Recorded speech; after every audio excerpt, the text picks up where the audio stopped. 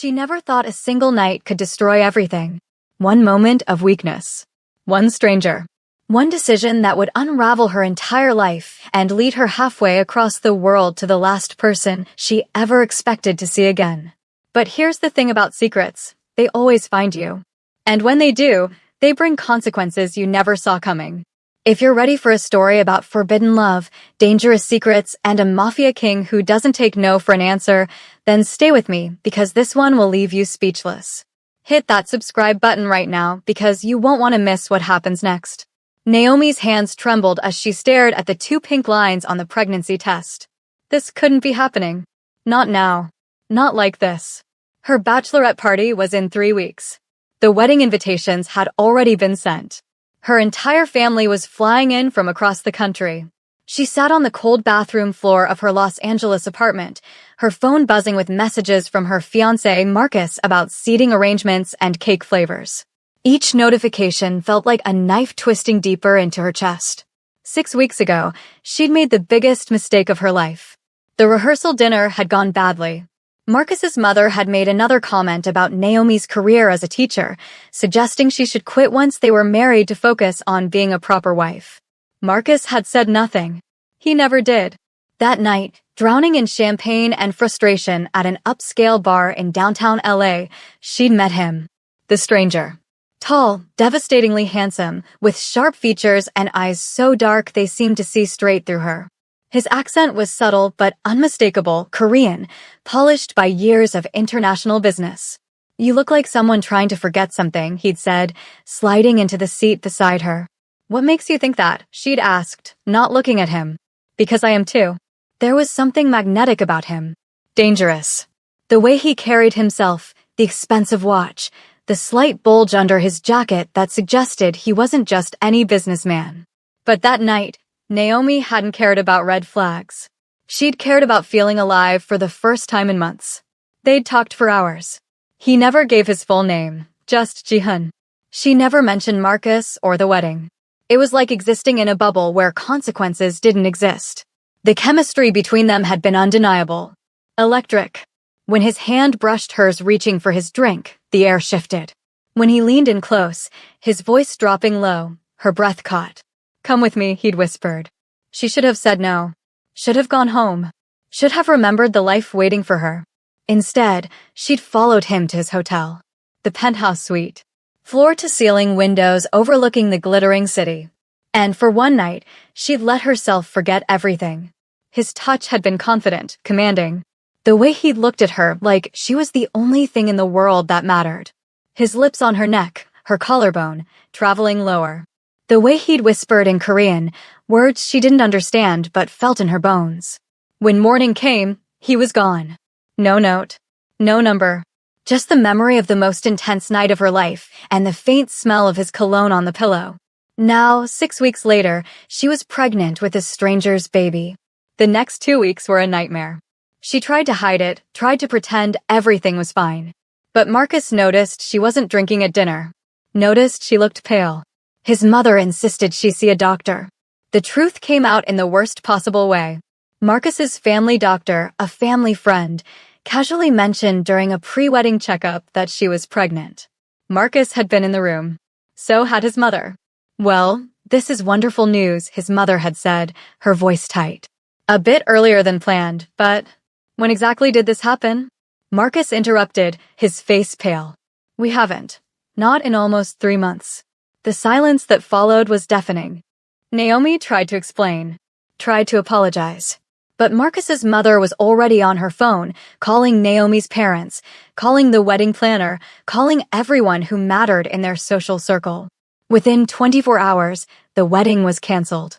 Marcus's family demanded she leave their son alone. And her own family, traditional, image-obsessed, deeply religious, made their position clear. "You've embarrassed us," her father said, his voice cold. "If you choose to keep this bastard child, you do it without our name and without our support." Her mother wouldn't even look at her. Just like that, Naomi lost everything. Her fiancé, her family, her reputation, her home, since she'd been living in Marcus's apartment. She found herself on her best friend Hannah's couch, sobbing into a bowl of ice cream, her entire life in 2 suitcases. "Come to Seoul with me," Hannah said on the third day of Naomi's breakdown. "I'm moving back next month for work. Fresh start. No one knows you there. You can have the baby, figure things out, away from all this judgment." "I don't speak Korean," Naomi said weakly. "You'll learn. And Seoul has amazing international schools. You're a certified teacher. You'll find work easily. Plus, my family has connections." It sounded insane. Moving to another country, pregnant and alone, to escape the ruins of her life. But what was the alternative? Staying in LA where everyone knew her shame? Crawling back to her parents who'd made it clear she was dead to them? 3 weeks later, Naomi boarded a plane to Seoul, South Korea. 13 hours in the air to outrun her past. She pressed her hand to her still flat stomach and made a silent promise. Whatever happened next, she'd protect this child. She'd build a new life. She'd be enough. She had no idea the father of her baby was already there, waiting. 13 months later, Naomi barely recognized herself. She'd survived pregnancy alone in a foreign country, learned enough Korean to get by, given birth to the most beautiful baby boy she'd ever seen, and somehow landed a job teaching English at one of Seoul's most prestigious international schools. Kai was 1 year old now, with the chubbiest cheeks, the brightest smile, and his father's dark hair and striking features. Every time she looked at him, she thought of that night. The stranger who'd given her both her greatest mistake and her greatest gift. Seoul had been good to them. Hannah's family had helped her find an apartment. The international community was welcoming. She'd even made friends with other expat teachers. Life wasn't perfect, but it was hers. The morning everything changed started like any other. Naomi dropped Kai off at daycare, grabbed her coffee, and headed to Hanseong International School where she taught kindergarten. Her classroom was bright and colorful, filled with the artwork and chaos of 5-year-olds. "Good morning, everyone," she called as her students filed in. Most of her kids were from wealthy families, diplomats, corporate executives, old-money Korean families. But her favorite was Mina Kim, a quiet 5-year-old girl with sad eyes and beautiful manners. Mina rarely smiled and always sat alone during playtime. "Good morning, Ms. Williams," Mina said softly, placing a drawing on Naomi's desk. It was a picture of a little girl holding hands with a woman who looked suspiciously like Naomi. "This is beautiful, Mina," Naomi said warmly. "Is this you and me?" Mina nodded. "You're nice. You don't yell." Naomi's heart broke a little. She'd tried to reach Mina's father for weeks, parent-teacher conferences, progress reports, but he never responded. Only his assistant ever called back, always with excuses. Mr. Kim was busy. Mr. Kim was traveling.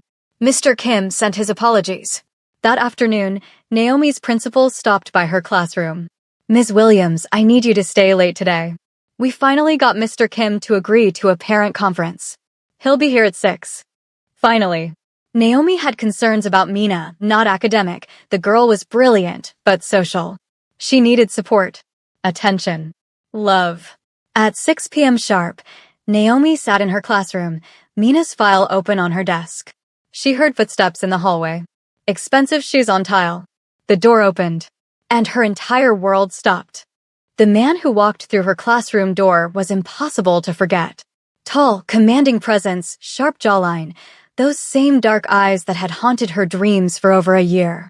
He wore an immaculate black suit that probably cost more than her monthly salary, and he moved with the kind of confidence that came from never being told no. Ji-hun stopped mid-step when he saw her. His eyes widened for a fraction of a second before his expression became carefully neutral. But she saw it. The recognition. The shock. "Ms. Williams," he said, his voice exactly as she remembered it. Deep. Controlled. With that subtle accent that made her skin tingle. Naomi couldn't breathe. Couldn't think. This was impossible. Seoul had over 9 million people. What were the odds? "Mr. Kim," she managed, her voice barely steady. "Please sit down." He closed the door behind him and moved to the small chair across from her desk. It looked ridiculous. This dangerous, powerful man folding himself into a kindergarten-sized seat. Under any other circumstance, it might have been funny. "You're Mina's teacher," he said. It wasn't a question. "Yes. For the past 3 months. And you're in Seoul.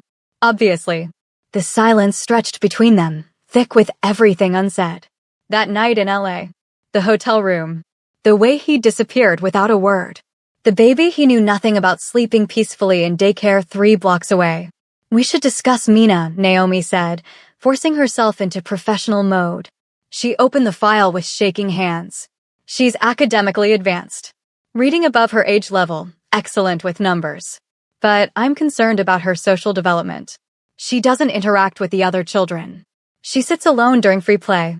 She flinches when anyone raises their voice. Jihoon's jaw tightened. Mina's been through a lot. Her mother died 2 years ago. I'm sorry, Naomi said softly, and meant it. That explained so much about the sad little girl in her classroom. She doesn't need friends. She needs to be strong. She's 5 years old. She needs to be a child. His eyes flashed with something annoyance? Respect? You don't understand my world, Ms. Williams. Then help me understand. Because right now, I have a student who draws pictures of being alone, who apologizes for everything, who looks like she's carrying the weight of the world on tiny shoulders. Jihoon stood abruptly, moving to the window. His broad shoulders were tense beneath the expensive fabric. Mina's world is complicated. Dangerous. The less she trusts people, the safer she is. That's a terrible way for a child to live. He turned to face her, and the intensity in his gaze made her breath catch. You have no idea what it takes to keep her safe. What I do. Who I am. You're right. I don't. Because you disappeared without a word 13 months ago. There it was. Out in the open. Jihoon moved closer, stopping just on the other side of her desk. I had business to handle. I couldn't stay. And you were wearing an engagement ring that night. Or did you forget? Naomi felt her cheeks burn. I didn't forget. So we both had our secrets. I'm not engaged anymore. Something shifted in his expression. Why? She shouldn't tell him. This conversation was already way beyond appropriate. But the words came out anyway. Because that night had consequences. Jihoon went very still. His eyes searched her face, and she watched as understanding dawned. His voice dropped dangerously low. What kind of consequences? Before Naomi could answer, her phone buzzed. A message from Kai's daycare. She glanced at it automatically, and Jihoon's eyes caught on her lock screen a photo of her holding Kai, his chubby 1-year-old face beaming at the camera. Jihoon moved so fast she barely saw it. He grabbed her phone from her hand, staring at the image. How old is he? His voice was deadly quiet. Mr. Kim, give me my phone. How old? 1 year. He just turned 1. Jihoon's hand tightened around the phone. She watched the calculation happen in his eyes. 1 year old. 13 months since that night. The timing was impossible to deny. He's mine. Not a question. A statement of absolute certainty. Naomi stood, reaching for her phone. You need to leave. Answer me. Is that my son? This is inappropriate. This is my workplace. You need to go. Jihoon set the phone down carefully, but didn't move away. You kept my son from me. I didn't know who you were. You didn't give me your last name. You disappeared. I had no way to find you. You didn't try. I tried everything. But what was I supposed to do? Search all of Seoul for a man named Jihoon? Do you know how common that name is? You should have tried harder. His voice was cold now, controlled fury barely contained. I was alone and pregnant in a foreign country. I was surviving. I'm sorry if that wasn't enough for you. They stood on opposite sides of her desk, tension crackling between them like electricity. Naomi's heart was pounding so hard she thought it might burst from her chest. I want to meet him, Jihoon said. Absolutely not. He's my son. You don't know that for sure. Jihoon pulled out his phone and made a call, speaking rapid Korean. Within minutes, someone appeared at the classroom door, a man in a dark suit who looked like he'd stepped out of an action movie. DNA test, Jihoon said to Naomi. We'll do it properly. But I already know the truth. That boy has my eyes. My mother's nose. He's a Kwon. A what? Kwon. My full name is Kwon Jihoon. And if that child is mine, he's the heir to everything I've built. The way he said it, like it was a threat and a promise combined, sent chills down Naomi's spine. What exactly have you built? Jihoon's smile was sharp. Nothing you want your son involved in. But it's too late now, Ms. Williams. He's already involved. He was involved the moment you conceived him. Are you threatening me? I'm stating facts. You brought my son into this world. Into my city. Whether you knew it or not, you made him a target. Naomi felt sick. What are you talking about? I'm talking about the fact that I have enemies. Dangerous people who would love nothing more than to hurt me by hurting the people I care about. And now there's a 1-year-old boy out there with my blood in his veins, completely unprotected. He's not unprotected. He has me. Jihoon's laugh was bitter. You? What are you going to do against men with guns? Against families who've been in this business for generations? You're a kindergarten teacher, Naomi. You can't protect him from what's coming. The use of her first name, after all this formality, made something in her chest tighten. Then what do you suggest? Let me into his life. Let me protect both of you. Because like it or not, you're connected to me now. And in my world, that means you need protection whether you want it or not. I don't even know what your world is. Jihoon leaned forward, his hands flat on her desk, bringing his face close to hers. I run things in Seoul. Things that operate in shadows. I have people who answer to me, territories under my control, and more money than you can imagine. I'm what some people call a king. Others call me a monster. But what I am, definitively, is your son's father. And I don't abandon my blood. Naomi's mind was reeling. Mafia. He was basically admitting he was in the Korean mafia. The father of her child was a criminal. A dangerous one. I need time to think, she whispered. You have until tomorrow. Then I'm meeting my son with or without your permission. I'd prefer with Naomi. For all our sakes. He straightened, pulled a business card from his pocket, and placed it on her desk. My private number. Call me when you're ready to be reasonable. Then he was gone, leaving only the faint scent of his cologne and the sound of her racing heart. Naomi sank into her chair, staring at the business card. Kwon Ji-hoon, CEO, KH Enterprises. It looked legitimate, corporate. But she knew now it was just a front. Her phone buzzed again. The daycare reminding her to pick up Kai. Her son. Their son. She thought about Mina, that sad little girl who'd lost her mother and been raised by a man who thought teaching her not to trust people was keeping her safe.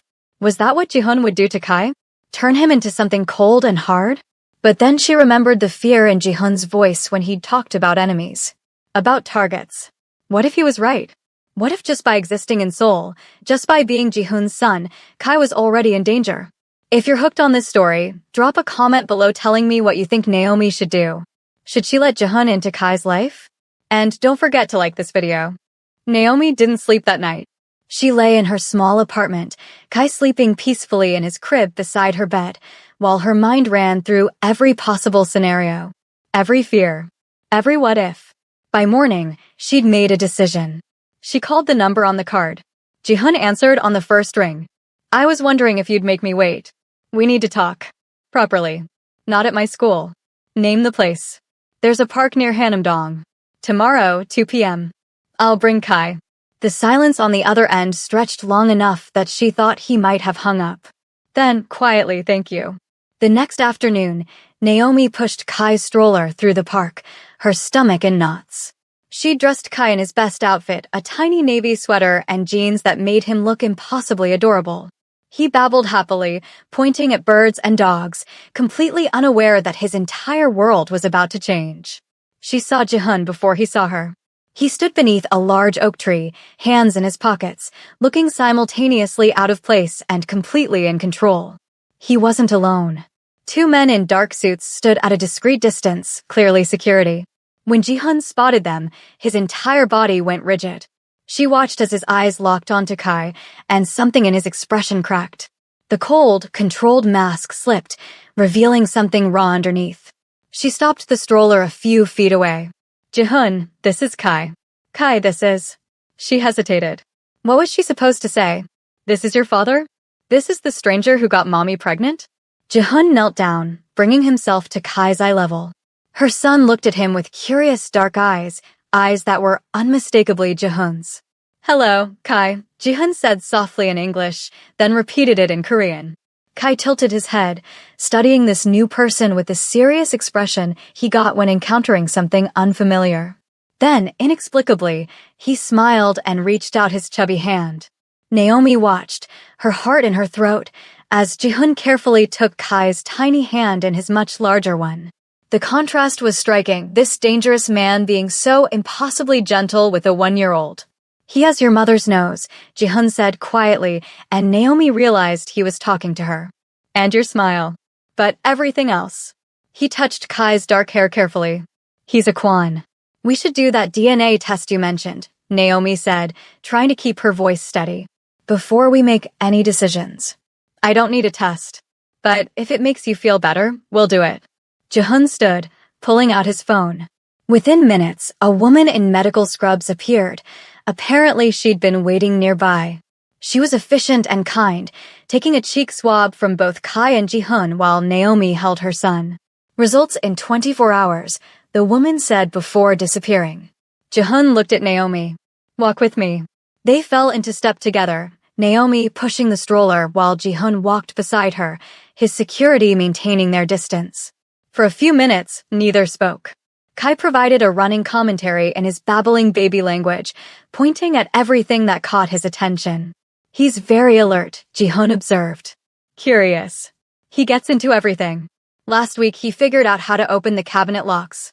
I found him in the kitchen surrounded by pots and pans, looking incredibly proud of himself.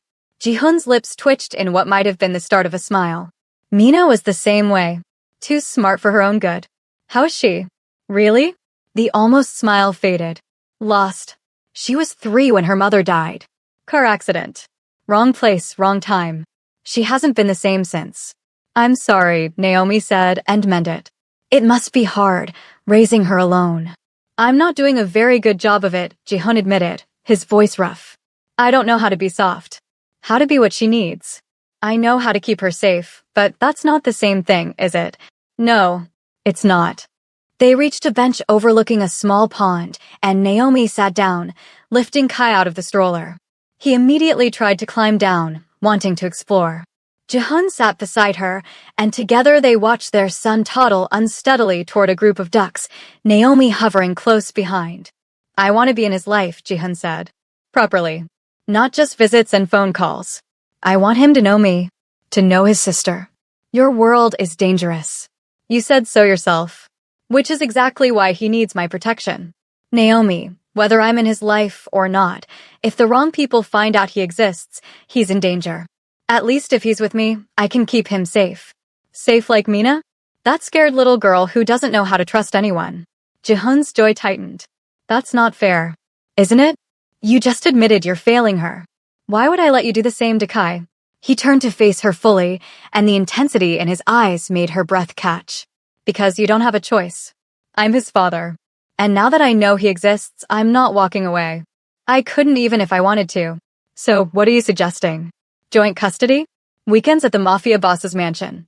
I'm suggesting we figure this out together. For both of them. Mina needs what you can give her: warmth, patience, someone who knows how to love without conditions. And Kai needs protection that only I can provide. This is insane. This is our reality. Ji-hun reached out slowly, giving her time to pull away, and took her hand. His touch sent electricity through her, unwanted and undeniable. I never forgot you. That night in LA. I've thought about it more times than I should admit. Naomi's heart was pounding. You left without a word. I had to. The business I was handling, if I'd stayed, I would have put you in danger. The engagement ring on your finger gave me an excuse to do the right thing and walk away. I'm not sure abandoning someone counts as doing the right thing. Maybe not. But I'm here now.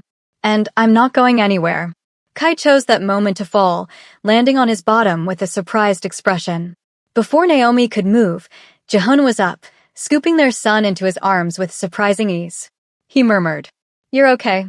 Kai's lip trembled for a moment, then he grabbed Ji-hun's expensive tie and yanked hard, completely distracted from his fall. Ji-hun's expression was priceless, shock mixed with reluctant amusement as his tie came undone. He's strong, Ji-hun said, gently extricating his tie from Kai's grip. He gets that from you, Naomi said without thinking. Their eyes met, and the air between them shifted.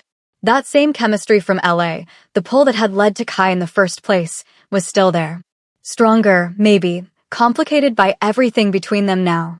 Ji-hun's phone buzzed. He checked it, his expression darkening. I have to go. Business. Of course. He handed Kai back to her carefully, and their hands touched in the transfer. He didn't let go immediately.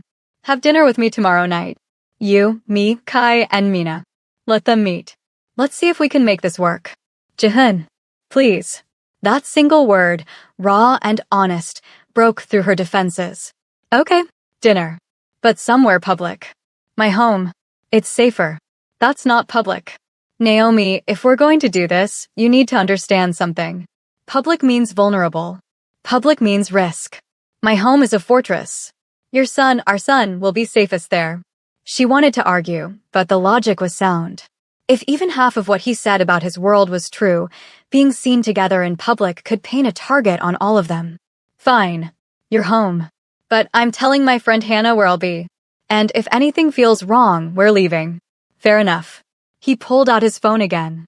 Give me your address. I'll send a car for you both. 6 p.m. We can take a cab. Naomi. His voice was firm but not unkind. One of the first things you need to learn is that when you're connected to me, nothing is as simple as taking a cab. There are protocols, security measures, people who need to know where you are at all times to keep you safe. The reality of what she was agreeing to hit her. This wasn't just about letting Jihoon be a father. This was about entering his world. A world of danger and violence and rules she didn't understand. This is a lot, she whispered. Jihoon stepped closer, and she could smell his cologne, feel the heat radiating from him. I know. And I'm sorry. I wish I could give you a normal life. But I can't. This is who I am. What I am. The only thing I can promise is that I will protect you and our son with everything I have. No one will touch either of you while I'm breathing. Before she could respond, he leaned down and pressed a kiss to Kai's forehead. Then, so quickly she almost thought she imagined it, his lips brushed her temple. Tomorrow, he said. 6 p.m. Don't be late. Then he was walking away, his security falling into step around him, leaving Naomi standing in the park with their son in her arms and her entire world turned upside down. That night, as she put Kai to bed, her phone buzzed with a message from an unknown number. She opened it to find a photo of Mina, sitting at a piano, her small hands on the keys. The next message read, "She's been asking about the nice teacher. I told her she'd see you soon." She smiled for the first time in weeks. Thank you. Jay. Naomi stared at the message for a long time, then down at her sleeping son. What was she doing? Was she making the right choice? Or was she about to drag Kai into something they'd never escape? But then she thought about Mina's sad eyes and Jihoon's raw honesty, and the way he looked at Kai like he was seeing a miracle. Maybe this was insane. But maybe, just maybe, it was exactly what all of them needed. The car that arrived at 5:45 the next evening was not what Naomi expected. She'd imagined something flashy, ostentatious. Instead, it was a sleek black SUV with tinted windows and a professional driver who introduced himself simply as Mr. Park. For the baby, Mr. Park said, gesturing to a top-of-the-line car seat already installed in the back. It was the exact model Naomi had looked at online but couldn't afford. The drive through Seoul took 30 minutes, weaving through streets until they reached an area Naomi had only seen in magazines. Hanamdong, where Korea's wealthiest lived. The SUV pulled up to a gate that looked like it belonged to a fortress. Security cameras everywhere. Armed guards who checked the vehicle thoroughly before waving them through. The house, no mansion, sat on what must have been an entire city block. Modern architecture, all glass and steel and clean lines, surrounded by manicured gardens and more security than Naomi had ever seen outside of movies. "This is where you live?" she asked Kai, who was babbling excitedly and pointing at everything. Mr. Park opened her door. "Mr. Kwan is waiting inside." The front entrance was intimidating, massive doors that opened into a foyer with ceilings so high they seemed to touch the sky. But what caught Naomi's attention was the little girl standing next to Jihoon, holding his hand with a grip that suggested she never wanted to let go. Mina. The moment Mina saw Naomi, her serious little face transformed. "Ms. Williams." She let go of Jihoon's hand and ran forward, then stopped abruptly, as if remembering she wasn't supposed to show excitement. Naomi knelt down, still holding Kai on her hip.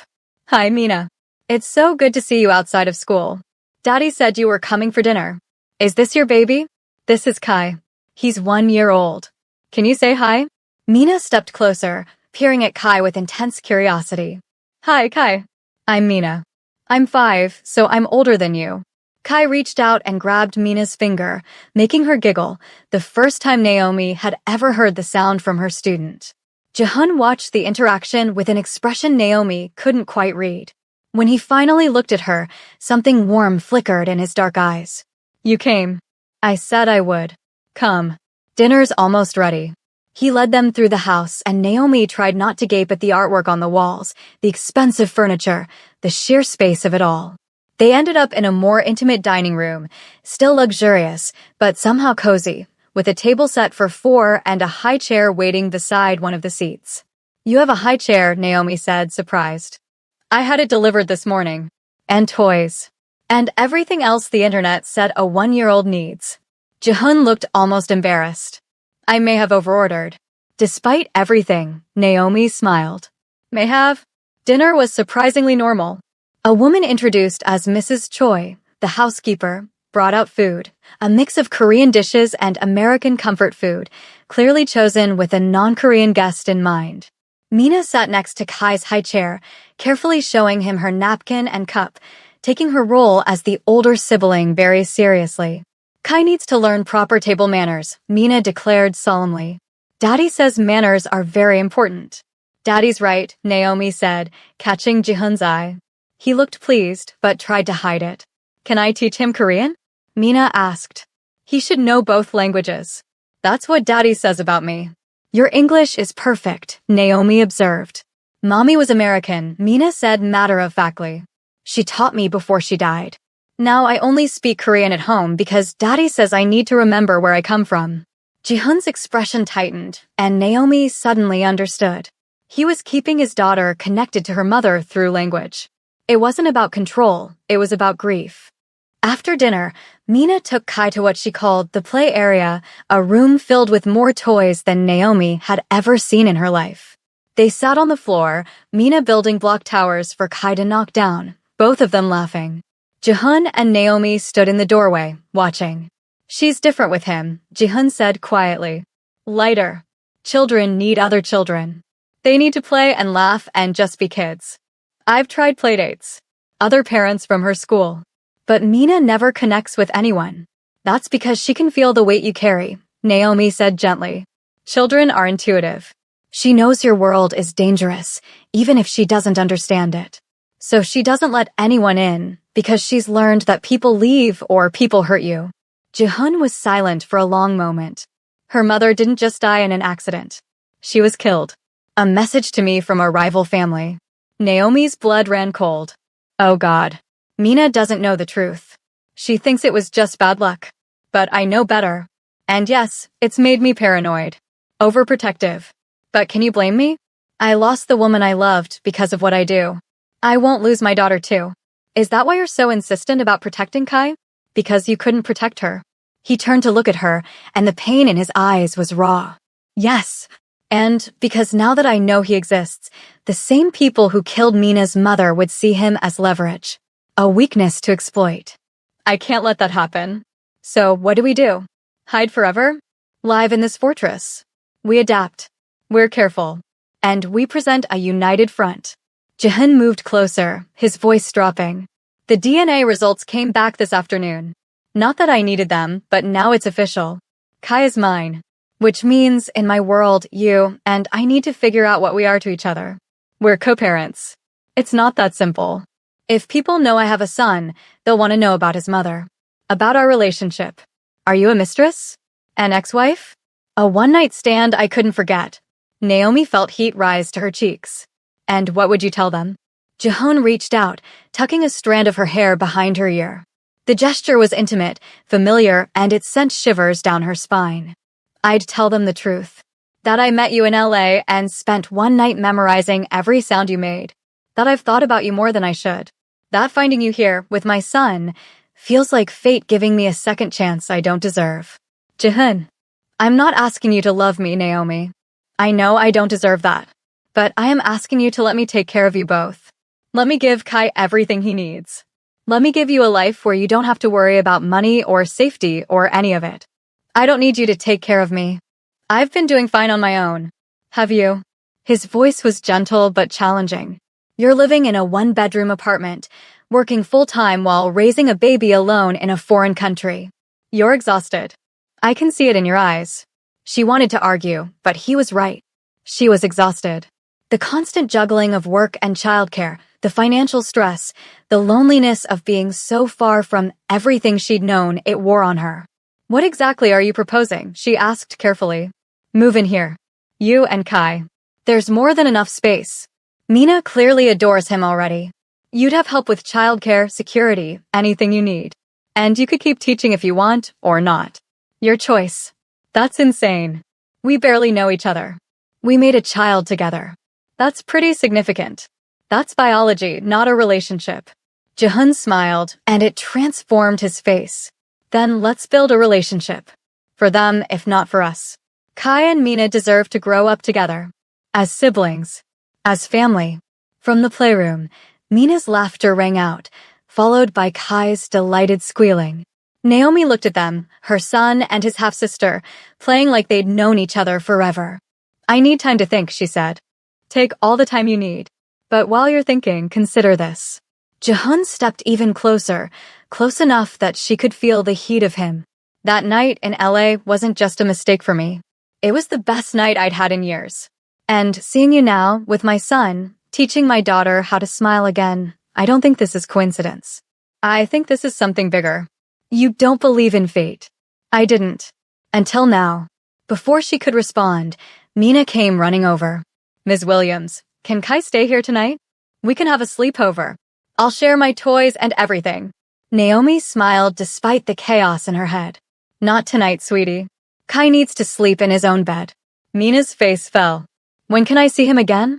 Jihun knelt down to his daughter's level. How about this weekend? If Ms. Williams agrees, maybe they can come back and spend the day with us. Mina's eyes lit up. Really? Can we, Ms. Williams? Please. Looking at that hopeful little face, Naomi couldn't say no. This weekend. Saturday. The joy on Mina's face was worth every complicated feeling churning in Naomi's chest. The drive home was quiet, Kai already asleep in his car seat. When they arrived at her modest apartment building, Mr. Park came around to help with the car seat, but Jihun had already gotten out of the front passenger seat. You came too? Naomi asked, surprised. I wanted to make sure you got home safely.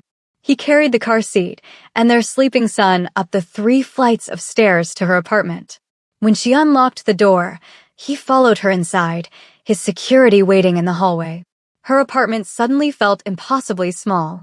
1 bedroom, a tiny kitchen, a living room barely big enough for a couch and Kai's playpen. Compared to Jihun's mansion, it was practically a closet. It's not much, she said defensively. It's home, Jihun said simply. He carefully transferred Kai to his crib, moving with surprising gentleness for such a dangerous man. He stood there for a moment, watching their son sleep, his expression unguarded in a way Naomi had never seen. When he finally turned back to her, they were standing in her tiny living room, close enough to touch. The air felt charged, heavy with everything unsaid. Thank you, he said quietly. For tonight. For letting me be part of his life. He deserves to know his father. And you? What do you deserve? The question hung between them. Naomi didn't have an answer. A year ago, she thought she deserved a perfect wedding and a respectable life. Now she didn't know what she deserved. Maybe just peace. Maybe just happiness for her son. I should go, Jihun said, but he didn't move. Neither did she. That night, she whispered. In LA. I've thought about it too. More than I should. Something flashed in his eyes. Hunger. Want. The same intensity she remembered from that hotel room. Naomi. But this is different now. We have children. Responsibilities. We can't just. He closed the distance between them, cupping her face in his hands. Can't what? Feel something? Want something? Naomi, I've spent 13 months trying to forget you. It didn't work. And now you're here, in my city, with my son, looking at me like you're feeling the same thing I am. This is a bad idea, she breathed, even as she leaned into his touch. Probably the worst. His thumb traced her bottom lip. Tell me to leave. She should. She absolutely should. But instead, she whispered, stay. If you're invested in Naomi and Jihoon's story, smash that like button and drop a comment telling me if you think they're moving too fast. The kiss was inevitable. His lips met hers with a hunger that had been building for 13 months, and Naomi melted into him. All the logic, all the reasons why this was complicated and messy and potentially dangerous, none of it mattered when his hands tangled in her hair and pulled her closer. She remembered this. The way he kissed like he was claiming her. The way his touch made her forget everything except the feeling of his body against hers. Her hands found his chest, feeling his heart pounding as hard as hers. Jihoon broke the kiss first, resting his forehead against hers, both of them breathing hard. We should stop. We should, she agreed, but neither of them moved. I don't want to rush you. This isn't just about us anymore. I know. She pulled back slightly, trying to clear her head. This is crazy. A week ago, I didn't even know you were in Seoul. Now you're kissing me in my apartment while our son sleeps in the next room. Our children, he corrected gently. Mina's part of this too. The reminder was sobering. This wasn't just about them or even about Kai. There was a 5-year-old girl who'd already lost her mother and desperately needed stability. You're right, Naomi said, putting more distance between them. We need to think about them. Be smart about this. Jihoon adjusted his tie, the same one Kai had nearly strangled him with earlier, and nodded. Smart. Right. He looked at her with those dark eyes that seemed to see right through her. But for the record, I want this. I want you. I wanted you in LA, and I want you now. Maybe even more because now I know what an incredible mother you are. How strong you are. Jihoon. But I'll wait. Because you're right. Our children come first. He moved toward the door, then paused. Saturday. I'll send a car at 10 a.m. Dress casually. I want to take all of you somewhere. Where? It's a surprise. Trust me? That was the question, wasn't it? Could she trust him? This man who lived in shadows and danger, who'd admitted his world had already cost him the woman he loved. But when she looked at him standing in her doorway, she saw something beyond the dangerous mafia king. She saw a father who'd looked at his son with wonder. A man who'd admitted his failures with his daughter. Someone trying to do better. Okay, she whispered. I'll trust you. The smile he gave her was devastating. Thank you. Sleep well, Naomi. After he left, she stood in her quiet apartment for a long time, her fingers touching her lips where his had been. What was she doing? What was she getting herself into? But deep down, she already knew. She was falling. Fast and hard and probably foolishly. Just like she had in LA. Saturday morning came with a mix of excitement and anxiety. Naomi dressed Kai in comfortable clothes and chose jeans and a simple blouse for herself. When the car arrived, a different vehicle this time, more casual, Mr. Park was driving again, but this time Jihoon sat in the back. Good morning, he said, and there was a warmth in his voice that made her stomach flip. Morning. Where's Mina? At home with Mrs. Choi. I thought maybe we could do this first. Just the 3 of us. Then pick her up after. Do what exactly? Jihoon's smile was mysterious. You'll see. The drive took them out of the city into the mountains surrounding Seoul. Naomi watched the scenery change from urban sprawl to dense forests and winding roads. After about an hour, they pulled up to what looked like a traditional Korean hanok, a beautiful house with curved tile roofing, surrounded by gardens. This is my retreat, Jihoon explained as he helped her out of the car, then carefully lifted Kai. When things get too complicated in the city, I come here. Very few people know about it. It's safe. Private. The house was stunning. Traditional on the outside, modern comfort on the inside. Large windows overlooked a stream and forest. The air smelled like pine and fresh water. It's beautiful, Naomi breathed. I wanted you to see it. To know that not everything in my life is dark and dangerous. That there are places where we could just be. As a family. There was that word again. Family. It should have scared her, but instead, it made something warm bloom in her chest. They spent the morning exploring. Jihoon showed her the gardens, the koi pond where Kai became fascinated with the fish. They had lunch on the terrace, simple food that Mrs. Choi had packed, and watched their son toddle around on chubby legs, exploring everything. Tell me about Mina's mother, Naomi said during a quiet moment. If you want to. I know it's painful, but I feel like I should know. Jihoon was quiet for a long time, watching Kai play. Her name was Jennifer. She was American, working in Seoul for a nonprofit. We met at a charity event. She was trying to get funding for her organization, and I was there because appearances matter in my business. He smiled sadly. She called me out on my bullshit within 5 minutes of meeting me. Said she could tell I didn't care about charity, I just wanted the tax write-off. Was she right? Completely. But instead of being offended, I was intrigued. She was fearless. She saw who I was, what I was, and didn't care. She wanted to reform me, save me from myself. His voice cracked slightly. I married her thinking I could keep her separate from my world. That I could be one person with her and another person in business. It was naive. What happened? She got pregnant with Mina. And that's when things got complicated. Some of my rivals saw her as a weakness. They were right. I loved her so much it made me vulnerable. I tried to protect her, but I was also stubborn. Arrogant. I refused to step back from certain deals, certain territories. I thought my reputation alone would keep her safe. He paused, his jaw tight. Mina was 3 when they came for Jennifer. Car bomb. It was meant to send a message that even my family wasn't untouchable. Jennifer died instantly. Mina was home with a nanny. She doesn't remember her mother's last mourning, which is probably a mercy. Naomi's heart broke for him, for Mina, for the woman who'd tried to love a dangerous man. I'm so sorry. I killed the people responsible. All of them. It didn't bring her back, but it sent a message of my own. Touch my family, and there's no place you can hide. He looked at her intently. That's why I'm so intense about protecting you and Kai. I won't make the same mistake twice. I won't lose anyone else. But Jihun, you can't control everything. You can't guarantee our safety 100%. No, but I can make the cost of hurting you so high that no one would dare try. He reached for her hand. I know this is a lot. I know asking you to be part of this life is asking you to accept danger you never signed up for. If you want to walk away, I'll understand. I'll still support Kai, still be his father, but from a distance. I won't force you into my world. Naomi looked at their joined hands, then at Kai, who'd found a stick and was waving it around like a sword. A month ago, if someone had told me I'd be sitting in a mountain retreat with a Korean mafia boss, discussing whether to move into his mansion with our secret love child, I would have thought they were insane. And now? Now I think maybe I'm the one who's insane. Because I'm actually considering it. She met his eyes. But I need honesty. Complete honesty. No more secrets. If we're going to do this, build something real, I need to know what I'm walking into. Ask me anything. Have you killed people? Yes. His bluntness was jarring, but she appreciated it. Recently? Not in the past 3 years.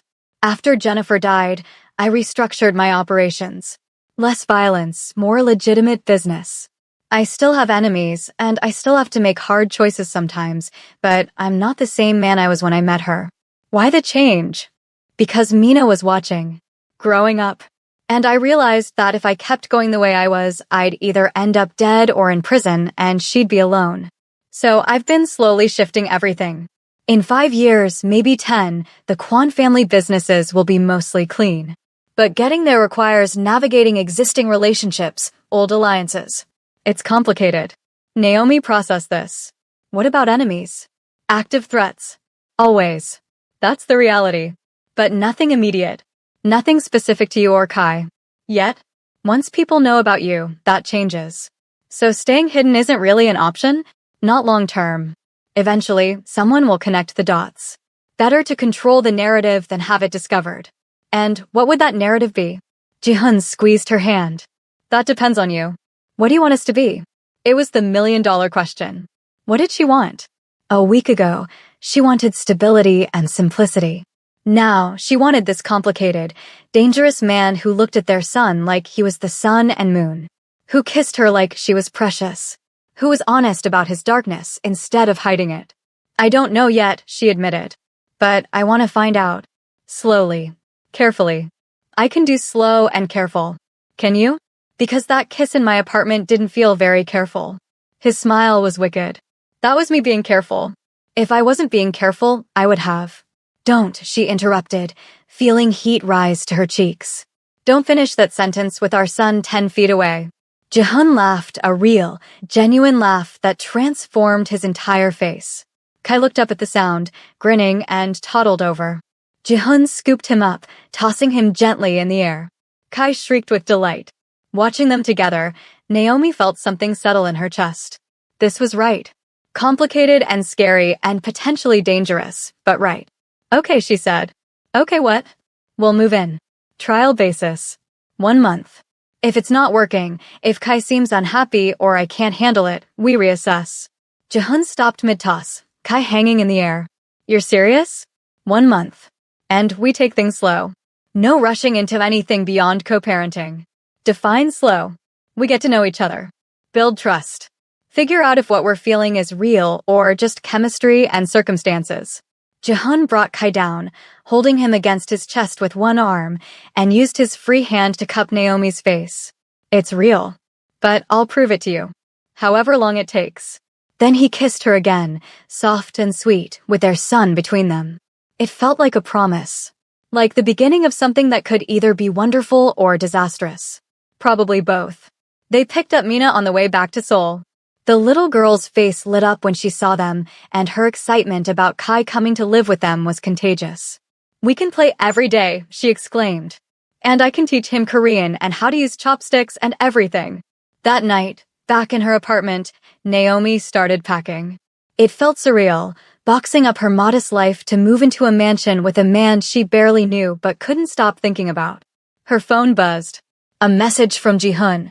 Thank you for taking a chance on us. I won't let you regret it. She hoped he was right. She really, really hoped he was right. Are you team Naomi and Ji-hun? Drop a comment and let me know if you think she's making the right choice moving in with him. Moving day came faster than Naomi expected. Ji-hun had offered to have his people pack everything, but she'd insisted on doing it herself. It felt important somehow to be the one choosing what came with her into this new life. Hannah showed up with coffee and judgment. You're seriously doing this? Moving in with a man you've known for 2 weeks? I've known him for over a year, Naomi corrected, taping up a box of Kai's toys. You had a one-night stand with him over a year ago. That's not the same as knowing him. He's Kai's father. And before you say it, yes, I know this is fast and possibly crazy. But Hannah, you should see them together. Kai lights up around him. And Mina, this sad little girl who barely smiles, she's different with Kai around. They need each other. And what about you? What do you need? Naomi sat back on her heels, considering. I need to know if this could be something real. If what I felt that night in LA wasn't just a moment, but the beginning of something bigger. I can't figure that out from a distance. Hannah sighed. Just promise me you'll be careful. And that you'll call me if anything feels wrong. I don't care how rich or powerful or attractive he is, if you feel unsafe, you leave. I promise. By noon, everything was packed. The movers Ji-hun sent were efficient and professional, and by 2 p.m., Naomi was standing in her empty apartment, Kai on her hip, feeling the weight of what she was doing. The mansion felt different knowing she'd be living there. Mrs. Choi greeted her warmly and showed her to her room, a suite, really, with a bedroom for her, an attached nursery for Kai, a private bathroom, and a sitting area with a view of the gardens. It was larger than her entire LA apartment had been. Mr. Kwon wanted you to be comfortable, Mrs. Choi explained. If you need anything changed, just let me know. It's perfect, Naomi said, overwhelmed. Thank you. Mina appeared in the doorway, bouncing with excitement. You're here. You're really here. Can Kai play now? Please. Naomi smiled. Let me get him settled first, okay? Then you can play. I'll help. Mina declared, immediately grabbing one of Kai's stuffed animals and arranging it carefully in the nursery. Over the next few hours, Naomi unpacked with Mina's enthusiastic assistance. The little girl chatted constantly, telling stories about the house, about her room down the hall, about the garden where they could play. It was the most Naomi had ever heard her speak. Ji-hun arrived home at 6. Apparently he'd taken the afternoon off, which Mrs. Choi said was unheard of. He found them in the playroom, Mina and Kai surrounded by blocks, Naomi sitting on the floor with them. This is what I want to come home to every day, he said from the doorway, his voice soft. Naomi looked up, her heart doing that annoying flutter thing it did whenever she saw him. Good day. Better now. He loosened his tie and joined them on the floor, somehow making a $10,000 suit work while sitting cross-legged with children's toys. How was the move? Surprisingly easy. Your people are very efficient. They're paid to be. He watched as Kai knocked over the tower Mina had just built, both children dissolving into giggles. I was thinking, tomorrow is Sunday. Maybe we could do something as a family? Take the children somewhere fun. Like where? There's a children's museum in Gangnam. Very safe, very controlled environment. We could rent it out for a few hours, let them explore without crowds. Naomi raised an eyebrow. Rent out an entire museum? I told you security matters. Public places are complicated. Right. Because she glanced at Mina and changed what she was going to say. Because you're important. Ji-hoon's lips twitched. Exactly. Because I'm important. That evening, after the children were both asleep, Mina in her room, Kai in his new nursery, Naomi found herself alone with Ji-hoon in the living room. He'd poured them both wine, and they sat on opposite ends of an enormous couch, a careful distance between them. Thank you, he said, for being here. For giving this a chance. Thank you for not making it weird, she replied. I was worried it would feel awkward, but it doesn't. It almost feels normal. Almost? She gestured around at the opulent room. Well, normal people don't live in mansions with full-time housekeepers and armed security. Fair point. He took a sip of wine. Tell me something about you. Something I don't know. Like what? Anything. Your childhood. Your dreams. What you wanted to be when you grew up. Naomi considered. I wanted to be a writer. Fiction, specifically. I used to write stories all the time as a kid. Made up these elaborate worlds and characters. What happened? Reality happened. Writing doesn't pay bills. Teaching does. So I got practical. She smiled sadly. My parents were very big on practical. Stable career, respectable marriage, the right kind of life. And look how that worked out. Exactly. I spent my whole life trying to be what they wanted, do what they approved of, and the moment I made one mistake, they abandoned me. Turned out all that perfection didn't matter. Ji-hoon was quiet for a moment. Their loss. You're an incredible mother. An excellent teacher. And from what Mina tells me, you make the best chocolate chip cookies she's ever had. Naomi laughed. I made cookies one time for a class party. She's mentioned it at least 20 times. She's never had homemade cookies before. Jennifer wasn't much of a baker, and Mrs. Choi is more traditional Korean cuisine. He set down his wine glass. I want you to know I'm not trying to replace Jennifer. For Mina or for myself. What Jennifer and I had was complicated. I loved her, but we were also very different people who wanted different things. With you, it feels different. Naomi supplied. Yes. Like maybe we could actually work. Like maybe fate put you in my path for a reason. He moved closer, closing the distance between them on the couch. I know we're supposed to be taking this slow, but I need you to know that I'm all in. Whatever this becomes, I'm committed. Ji-hoon, we barely know each other. So let's change that. Ask me anything. No more secrets, remember. Naomi bit her lip, thinking. Okay, why me? That night in LA, there must have been other women at that bar. Why did you choose me? You looked like you were fighting yourself. Sitting there in that gorgeous dress with that ridiculous engagement ring, looking absolutely miserable. I recognized it because I was doing the same thing, going through the motions of a life that didn't quite fit. He reached out, tucking her hair behind her ear in that gesture that was becoming familiar. And when you looked at me, really looked at me, you didn't see the power or the money or the danger. You just saw a man. It was intoxicating. I saw more than just a man, she admitted. I saw someone who made me feel alive for the first time in months. Someone who looked at me like I was the most fascinating person in the world. You were. You are. His hand moved to cup her face. Naomi, I'm trying to be patient. Trying to do this right. But you make it very difficult when you look at me like that. Like what? Like you want me as much as I want you. Her breath caught. We agreed to take things slow. We did. So tell me to stop, and I will. His thumb traced her bottom lip. Tell me this is too fast, too soon, too complicated. She should. She absolutely should. They'd just moved in together. The children were down the hall. This was exactly the kind of rushing they'd agreed not to do. But when he leaned in, when his lips were inches from hers, all the logic in the world couldn't compete with the way her entire body responded to him. We're terrible at slow, she whispered. The worst, he agreed, and then he was kissing her, deep and hungry and full of 13 months of wanting. She melted into him, her hands finding his hair, his chest, pulling him closer. This time, there was no interruption. No reason to stop. Just the two of them, finally giving in to what had been building since that night in LA. He pulled her into his lap, his hands on her waist, and she could feel his heart pounding as hard as hers. When he broke the kiss to trail his lips down her neck, she gasped. She started. Should what? His voice was rough against her skin. Go somewhere more private. The children. He stood, lifting her with him like she weighed nothing. My room is on the other side of the house. Soundproof. Very, very private. She should protest. Should insist they talk more, wait more, think about this more.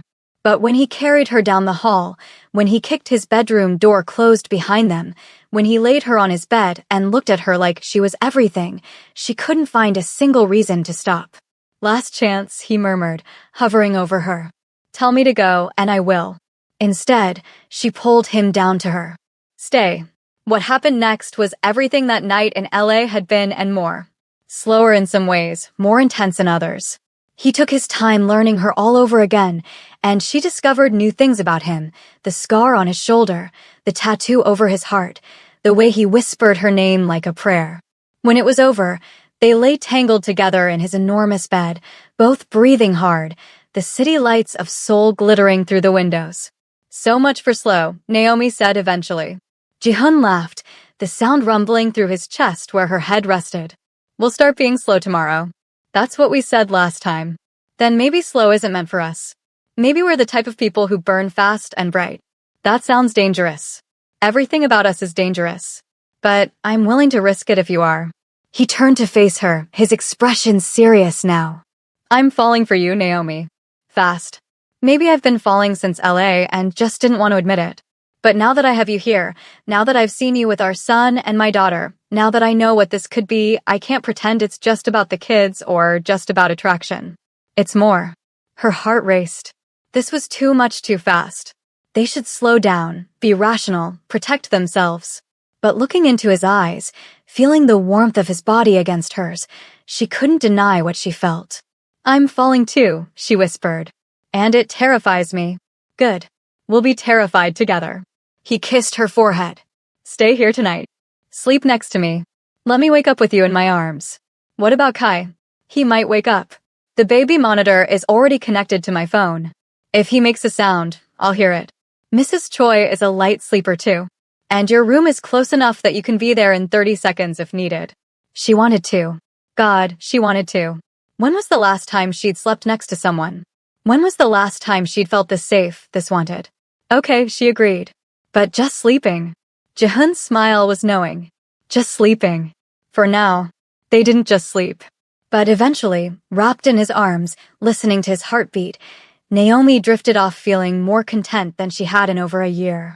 Tomorrow would bring complications. Questions. The reality of building a life with a dangerous man. But tonight, in the darkness of his room, it was just them. Just this. And it was enough. So there you have it, Naomi and Ji-hun's story of forbidden love, second chances, and family against all odds. If this story kept you hooked until the very end, do me a favor and hit that like button. Drop a comment telling me what you thought. Would you take the risk like Naomi did? And subscribe because I have more incredible stories coming your way. This is just the beginning for Naomi, Ji-hun, Kai, and Mina. Sometimes the most beautiful love stories are the most complicated ones. Sometimes taking a chance on someone dangerous is exactly what leads you home. Thanks for watching, and I'll see you in the next story.